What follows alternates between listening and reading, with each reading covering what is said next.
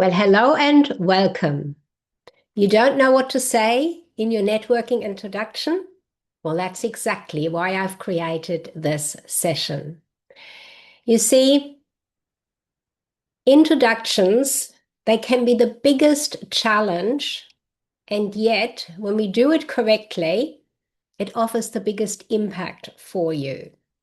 Now, some people have a lot to say, and others are very shy and say too little. So, what's the right introduction at the right time?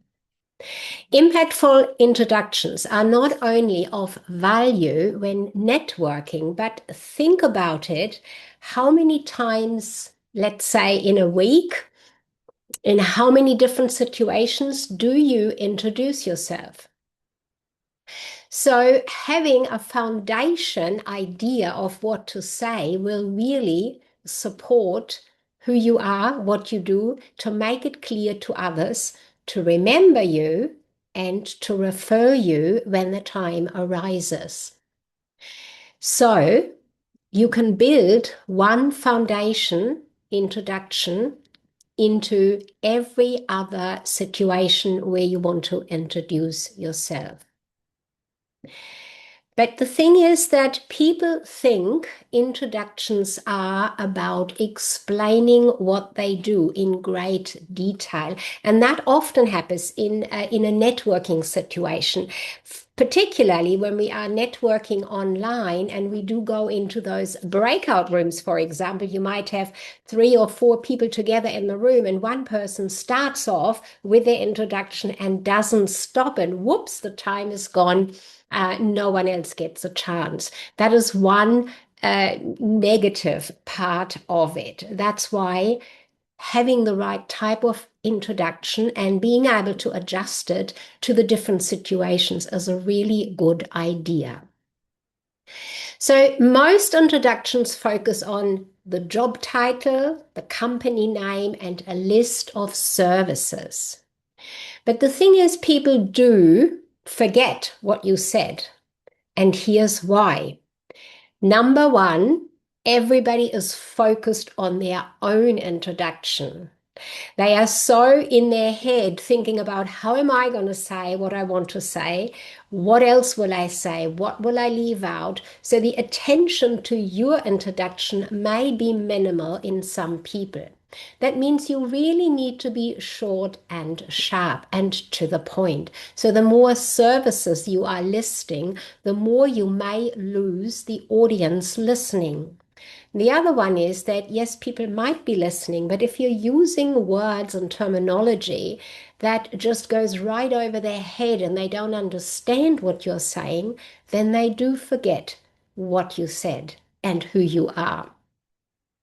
So let's have a look at imagining.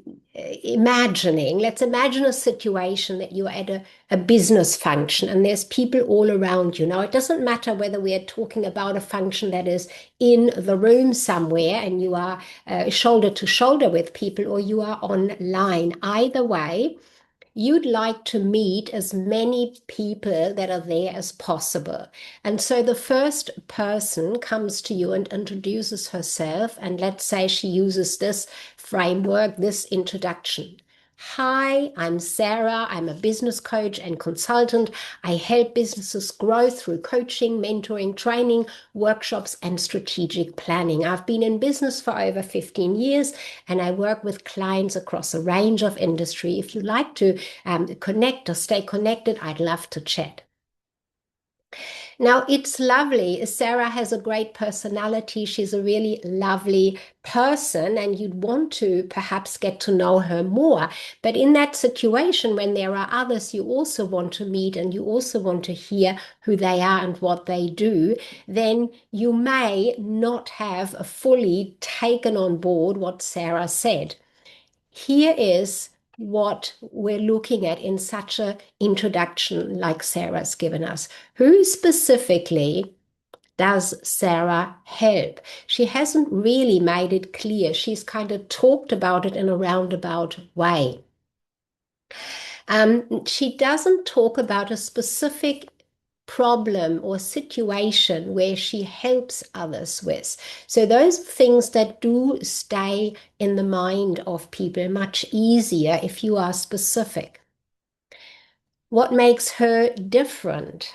Well, she probably thinks because she's been in business for over 15 years. And a lot of times, business owners do use the length of time in business as part of their introduction and to solidify and to really uplift who they are and that they are trustworthy. But the thing is, 15 years, it doesn't really hit the market. We are in such fast-paced times. Is Sarah up to date with what's happening, the latest all around in the environment, in coaching, training, in strategic planning? 15 years in business doesn't necessarily mean that she is, and therefore people may have a different opinion on the length of time in business. And the thing, of course, is who should you introduce Sarah to? Who comes to mind when you haven't been clearly told about who she's looking for to connect with, who she works with and has worked with so far? The thing is, how many introductions do you hear in a networking event that you can remember the next day? I want you to think about that for a moment and feel free to put that into the comments, even if you're watching the replay of this particular session.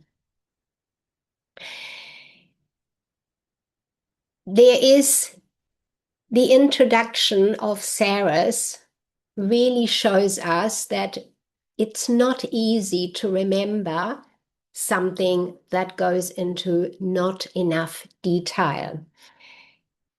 Because specifically when we are doing networking on LinkedIn, for example, people may go to Sarah's profile if it's an online networking event.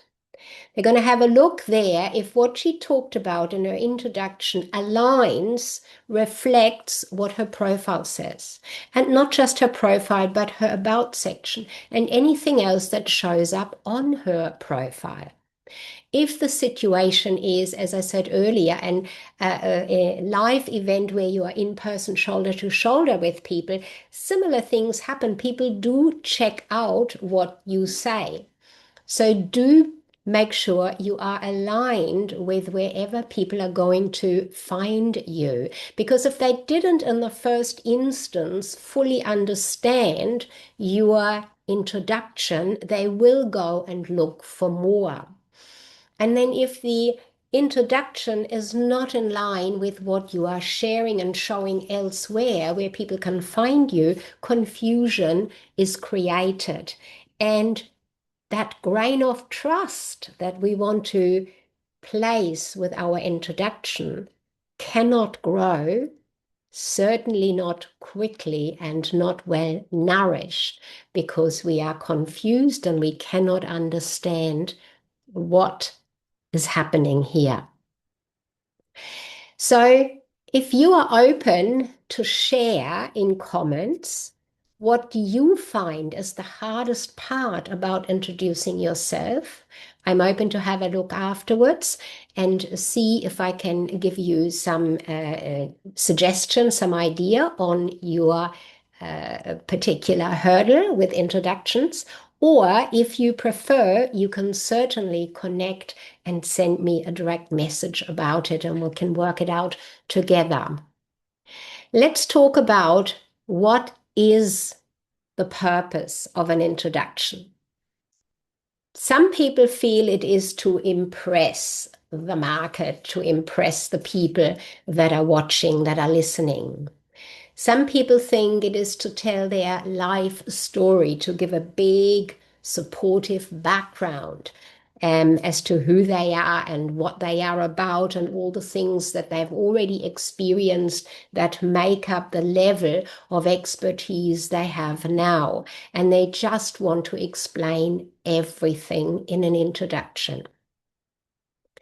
Think about though, if we are in a room shoulder to shoulder, that makes it really difficult because the person next to you, whom you want to explain everything to, is getting a little bit fidgety. They want to go and meet someone else, they want to talk elsewhere, and they never got a chance to say anything about themselves when somebody is so focused on their own introduction and just keeps talking. The purpose of an introduction is to create that curiosity for that right person to ask more questions. So by addressing who that person is that you do work with ideally, that you do want to attract ideally, then you can create that curiosity and the person will come to you. Naturally, other people might come to you as well and ask questions because they can think of somebody that you mentioned in your introduction who you work with, and they might know somebody that would be an ideal connection for you. Your introduction is also about creating an understanding of who you are, what you do, how you do it, even how you go about it. Short and sharp. Most people in the world today, probably you as well, certainly me, our attention span is so focused on this whole scrolling through a feed and we just keep going. In introductions, when we talk or when we listen, we have that imminent thinking about, let's get on with it, let's get on with it. And so we're not focusing and paying as much attention as we probably need to. And also the introduction, the purpose of your introduction, you want to create memorability. You want people to remember you. Now, that does not necessarily mean you say something outrageous or you say something that's absolutely abstract or not true. Now, that is not the case. You want to focus on something that people can remember in the context in relation to who you are and what you do and what you offer. So there's definitely a range of ways of looking at how to put your introduction together and to create a foundation type introduction that you can either expand on or cut back on if it is a mid-size introduction that you work out. So let's have a look at an ideal or a well-created introduction, short, sharp, to the point. And then we have a look at what there is in there that makes it memorable and gives the instant opportunity for someone to think about either, oh, yes, that's me, or I know somebody like that who needs you. The introduction is, I help women in their 40s and 50s lose that too much sitting weight without eliminating food groups, fasting, or depriving them of their favorite foods. Now, dieting is always something that people look out for, but let's have a look at this particular one. It's not about dieting at all. This particular introduction, straight away from the start, tells you the range, the age range of the person that they work with best, that this is suited for. 40s and 50s, losing weight from too much sitting. Well, probably those type of women are professionals. They might be sitting at the computer all day, a lot. And so the weight has come on more than they would have liked to. The offer here is clear. There's no elimination of food groups or fasting or depriving them of their favorite food involved. So that creates curiosity. What is involved? If I don't have to eliminate food groups, if I don't have to fast and I'm not deprived of foods I like chocolate. So what's involved? Here is curiosity without being abstract. It's very direct. You can straight away understand that there's something to it, and you can dig in and go to the person and afterwards ask her, what do you mean by this? How does this work? I wonder if this is for me. So you can create curiosity. You can give a very clear understanding in your introduction what it is about that you offer, and you can certainly address the right person. As I said, if this is not for the people who hear this introduction, they could possibly straight away think of somebody in their contacts, in their family, even their friends, who is looking to lose weight. They're not active enough, so they need to lose, they want to lose that weight, but they don't want to eliminate food that they like, and they don't want to go on a fast. So it's a really well structured and prepared introduction. Now, the key is that it is actually a kind of a template, and you can copy this out. I help the people that you do help, and then what you're helping them with very specifically. And you can use the without technique so that you bring in those things that are already feared or have been tried and don't work anyway, something like that. That's a really great template. I call it a template. It's a template that you can use, and you can adapt it and adjust it. So if you start with something as short, to the point, succinct as this one, you can then build on it. You can say more in the right situation. I wouldn't say less, because this has probably got just the perfect length. Now let me use my own and see if that comes close to this particular one that I've just used as an example and that we have dissected to some extent here. I, Sigrid de Cast, help coaches, consultants, and experts build trusted visibility and strategic global relationships that create opportunities for growth, without relying on advertising, algorithms, or content creation.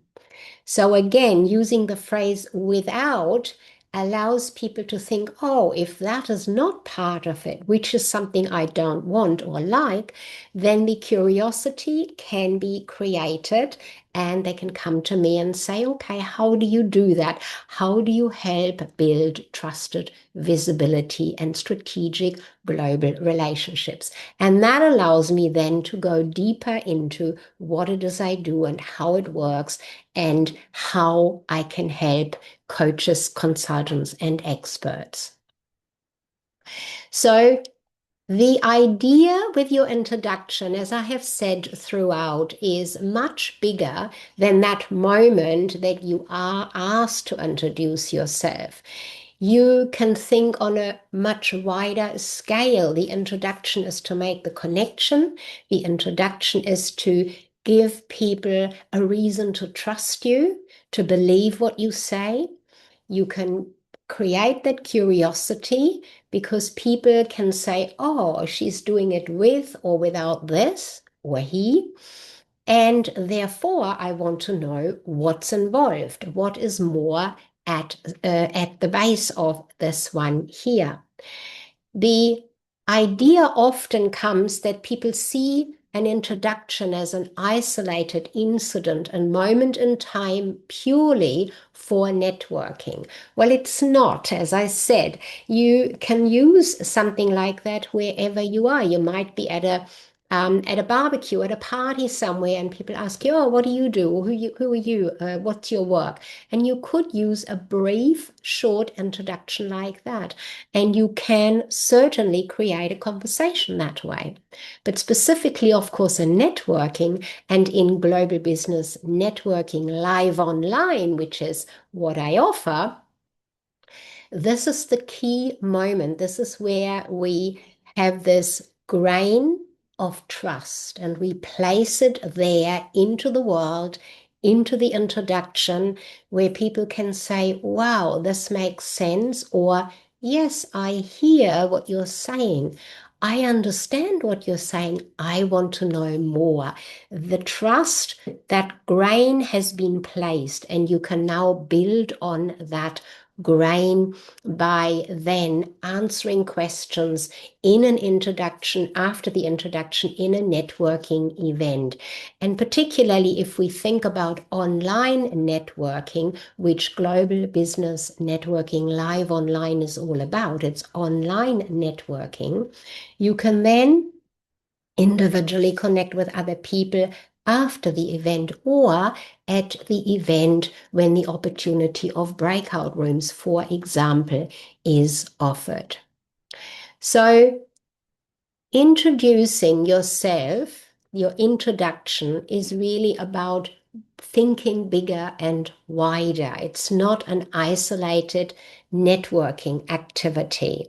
Your introduction is there to create a conversation, to create that recognition so people can place you as something, someone, not necessarily as the coach or the mentor. That could be right for you, but you want to go ideally beyond that for something that you do, that you help, that you offer. It makes it more memorable when people can place your name with an action, an activity, or some outcome that you offer.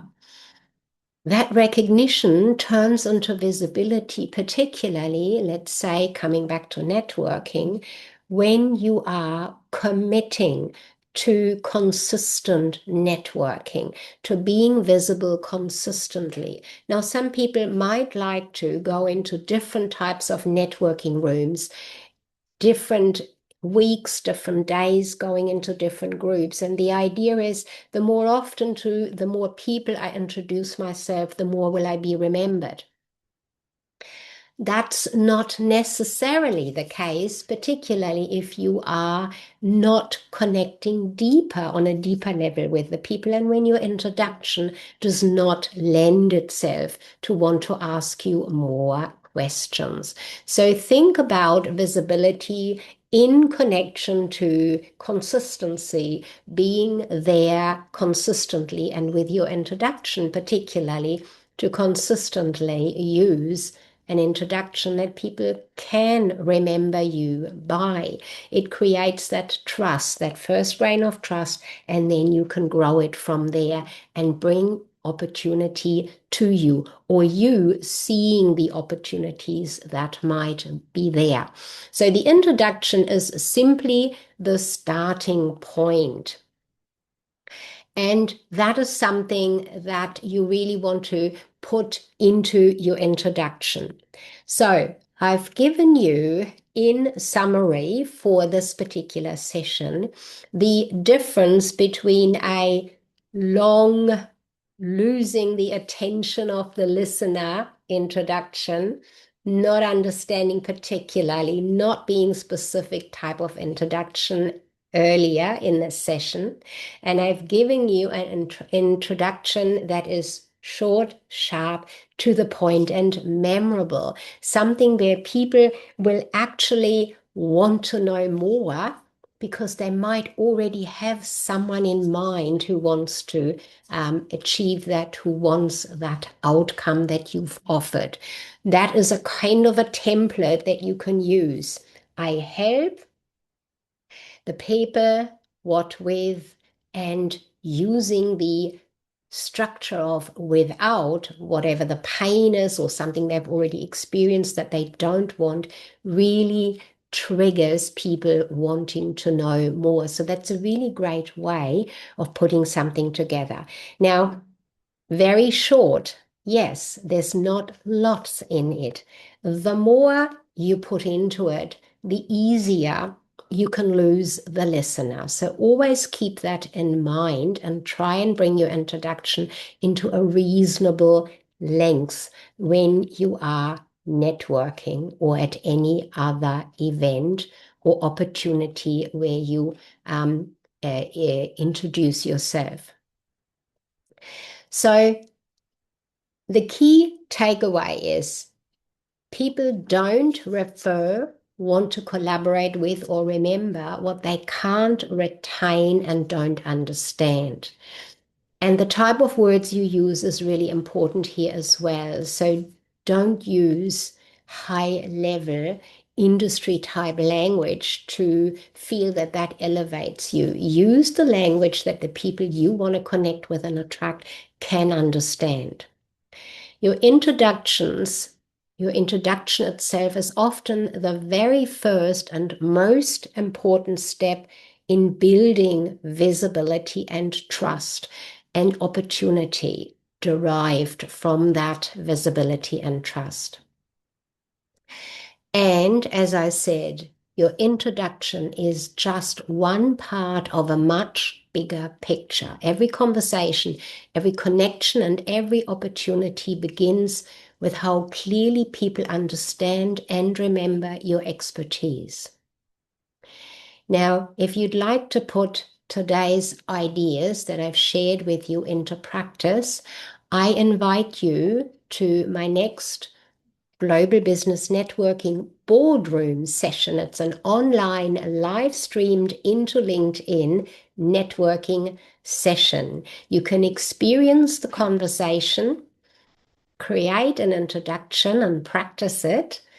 You gain visibility right into and around LinkedIn. And the connections that you make can be valuable and take the connection further, take that grain of trust that you place further. So you are invited to connect and check with me when the next Global Business Networking Boardroom session is. And with building trust, building trusted visibility through strategic networking is part of your long-term vision. Perhaps it's time to explore becoming part of the Global Business Networking live online visibility system, which sits at the heart of the networking that I offer. Come to the networking first and experience it. And that is it from me for today. Do connect and let's chat.